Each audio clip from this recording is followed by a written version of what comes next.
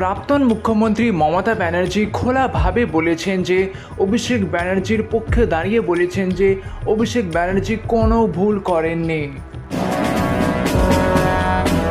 মুখ্যমন্ত্রী শুভেন্দু অধিকারী রাজ্যের আইন শিক্ষা নিয়ে পূর্ব মুখ্যমন্ত্রী মমতা সরকারের বিরুদ্ধে আবারও তীব্র আক্রমণ করেছেন।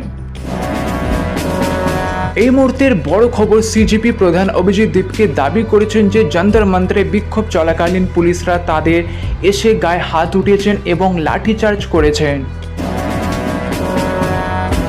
পূর্ব মুখ্যমন্ত্রী মমতা ব্যানার্জি বলেছেন যে টিএমসিকে আরও শক্তিশালী করতে দলের সংগঠন নতুন করে সাজানো হবে।